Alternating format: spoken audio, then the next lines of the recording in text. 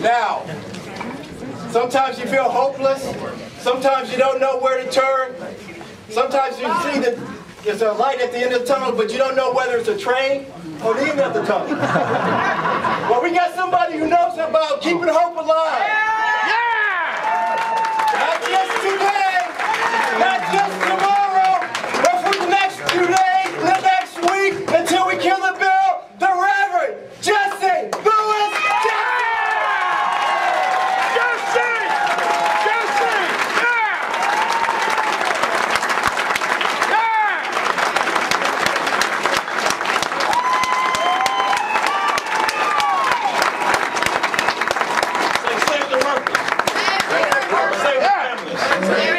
Save the workers. Save the families. Save the workers. Save the workers. Save the families. Save the families. Collective bargaining. Now. Collective bargaining.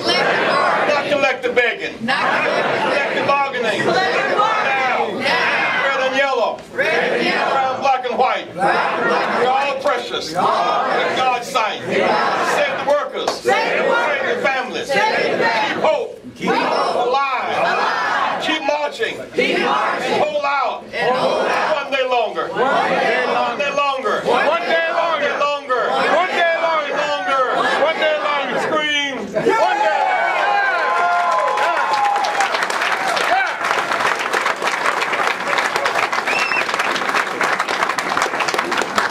Let me say to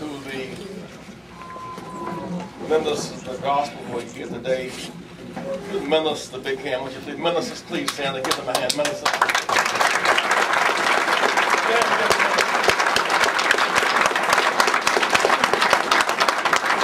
Elected officials, stand and raise your hands. Give them a big hand. All right.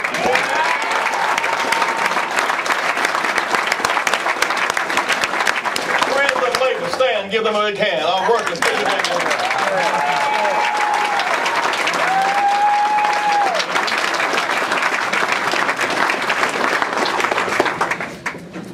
Some strange way what we saw in Egypt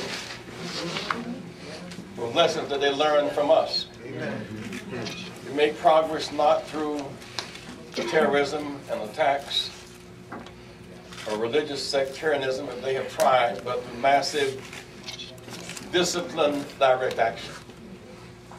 Willing to hold out and willing to sacrifice. At some point they could no longer play Muslims against Christian against Jew. They had to transcend their religious points of view. That's right. And worship the Most High God. In some real sense, this struggle today to protect the rights of workers to collective bargain. It's not about Democrats. It's about democracy. Yes, it is. That's right. That's right. It's about the public. That's right. It's a time-held tradition. The labor, business, and government has a place at the table. Pastor Watch, all of my life, we've heard the song about the sermon about the valley of dry bones. The bones were dry in the valley because the water got cut off on the hill. And so long as Ezekiel just preached to the bones didn't move. He did his best sermon, his most devotion. His analysis was too limited, because he was just talking to victims of a crisis, victims of those who were parching and perishing. Just pull out of the valley, go around the valley, and look at cause and effect, not just look at effect. So here we are today. We've come full circle since Dr. King marched for workers' rights in Memphis in 1968.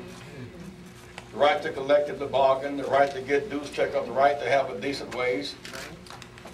Because workers can dream beyond their predicament. Even garbage workers can dream of the day when they'll sit at the graduation and watch their child graduate. Yes. Garbage workers dream of owning a home. That's right. Taking a vacation.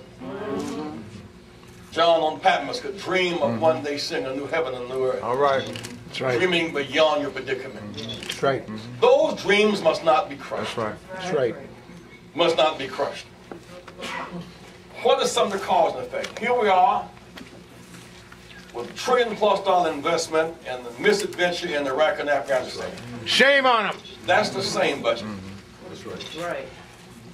And we love the soldiers, but not the veterans. That's right. Half the homeless men are veterans. Right. We love the soldiers, but not the veterans. We love the martyrs, but not the marchers. Right. So, $1 trillion there. The banks removed the Glass-Steagall Act. Roosevelt put in place. The banks should not lend and invest on the same roof. If they do, they'll choose investment over lending. Between removing that roof and no oversight, banks to greed drove us into a hole. Bankster. When Ohio State plays Michigan in the big game, Yes. what allows it to be a game and not a brawl is a fair referee. That's right. All right. Come on, If the Reverend. referees were owned by either team, it would not be a fair game, and you could never trust the outcome. Right. So congressional lack of oversight, combined with bank greed, drove us in the hole. And guess what? We bailed out the banks, That's right. Yeah, he did. Have them give it back. but did not link it to lending and reinvestment. That's right. So while they are now awash in $2 trillion in capital, they can't figure out what to spend. We're arguing about $8 billion. That's right. While the banks are awash in capital, they were able to get fees and free money and lend it to students for fee money. Today their student loan debt is greater than credit card debt. Banks got free money That's right. That's to right. charge fees on it. That's right. Don't stop there. We bail the banks out. Home foreclosure is still on the rise. We hear all the talk last spring and last fall about jobs. Now it's job cut. Right. Mixed message. Yes, it is. That's So we right. had an insurance bill. The right thing to do. Now 59 million Americans, 59 million without health insurance, and fees keep rising. Buy medicine across the board and counter cheaper than you can buy it on the state side, same medicine. That's at the top. Christmas time, we bail out the billionaires. February, cut low income energy heat assistance, cut states workers, and cut Pell Grants.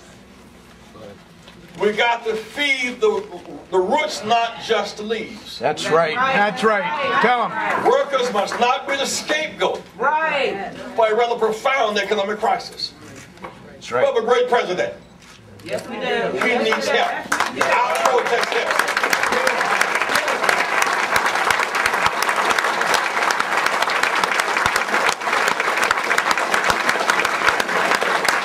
Our silence and cynicism on the cusp of the president's dream. Right. The story goes that 1940s, A. Philip Randolph and Miss Bethune, a number of them, remember President Roosevelt about jobs and justice and fairness. He said, I agree with everything you've said. Now go out and make me do it. That's right. That's right. That's right. When we act, we make good presidents great. That's right. You're right. Our inaction contributes to our predicament. You're exactly right. Tell the government we're going to act. We're not going backwards. We're going to act. It won't go back. Won't go back. Won't go back. Won't go back. This fight is not just about wages. Come on. It's about collective bargaining. Yes. He does not want your pocketbook. He wants your head. Workers, you got to fight back. Protect your head.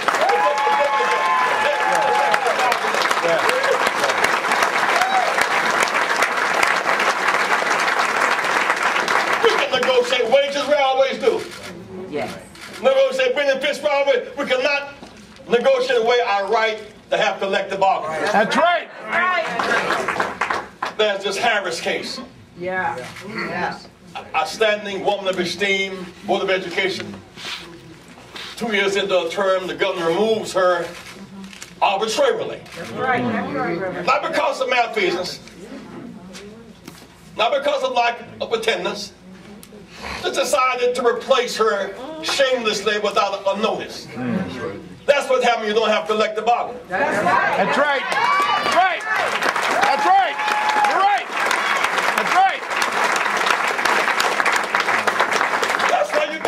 say we have. Collective bargaining. Collective bargaining. We not be treated arbitrarily. We have the right. Collective bargaining. Negotiate. Health care. Pensions.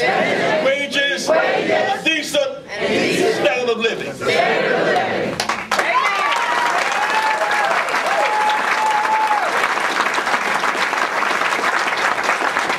At the top, 59 million without health insurance. 49 million in poverty. Went to a homeless shelter a few weeks ago in San Francisco. About 7 o'clock at night. And the women were there on the floor with their children, teaching them to read, write, and to do computer. They're kind of upscale women. A very clean place. They were not haggard. They had not been there that long. These women work every day but couldn't pay rent. That's right. That's right. Workers are not the reason why we had the bank collapse. That's right. Yeah. That's right. You're not the reason why people work without insurance. Workers have made America strong. Yes, we have. We must reconcile business, labor, and government. Reconcile business, labor, and government. We together make America strong. Right. What Roosevelt saved us from was there was no middle. Crushed labor unions had been crushed out. You had business and you had government corrupted by business. Yes. So Roosevelt brings in something called Glass-Steagall. Yeah. To put some roof on banker behavior, what he called banksters. He brought in the FDIC. He put a roof on greed on the floor beneath the poor. So if you're hungry, there's a CC camp. That's right. It's a WPA camp. That's right. There should be no homeless, no starving America. Say no starving America. No starving America. Roosevelt put the roof over greed and the floor beneath the poor for no person starved. We've gone full circle. We removed the roof from the poor, from the rich. That's right. Taking the floor from the poor. Yeah. So you remove the Glass-Steagall and they can invest wildly, globally. They make corporation and individual. You can then use target money to put politicians out of business, to intimidate them. So we remove the roof from the rich, and the floor from the poor, and sink the middle class. That's not the American way. We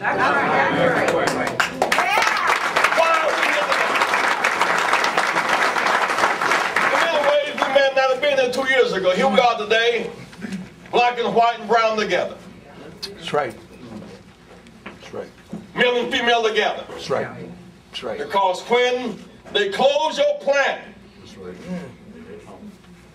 and take your job to a cheap labor market abroad, we all look just alike in the dark. It's time to turn the lights on.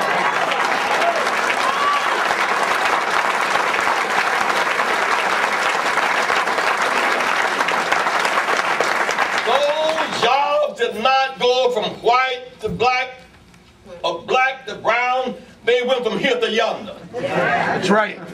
When we close the plants, the work jobs leave, drugs and guns come. It says time to rebuild America. Time That's right. to reinvest. That's right. You cannot discuss the Ohio budget without discussing trade policy. That's right. Yeah, you're right. You mean you're going to attack the workers and embrace the president of China? You mean taking workers' right to a voice is our way? No. Say workers have an obligation to work, serve, and produce, and earn a place at the table. Collective bargaining, not individual begging. That's right. Collective bargaining. That's right. Not individual begging. That's right.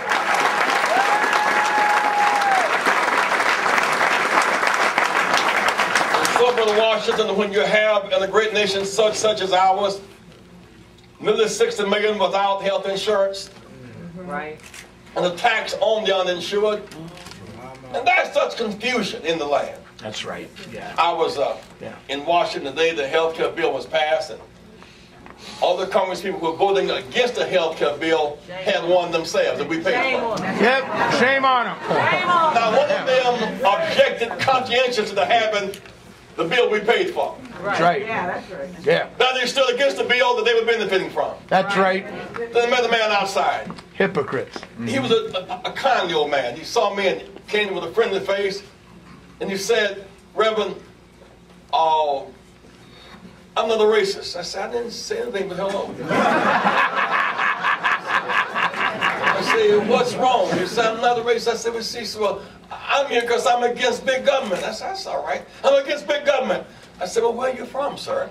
He said, "I'm from West Virginia, the most endowed state with federal funds." That's right. I said, "Well, how did you Protect the minor. get here?" Came down the highway, interstate highway, 9% fair, 10% state. Those are not private highways, you know. That's right. And he had an oxygen mask trying to breathe, Yeah, that's right. and a Social Security card in his pocket. That's right. And he was against big government. That's right.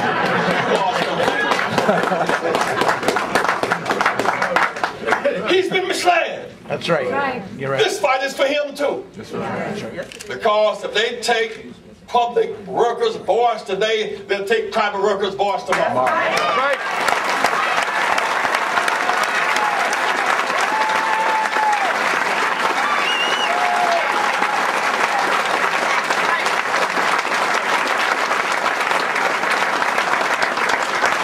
I would say to those workers who don't join this movement, say, workers who don't join this movement, don't be a turkey, organizing on Thanksgiving dinner.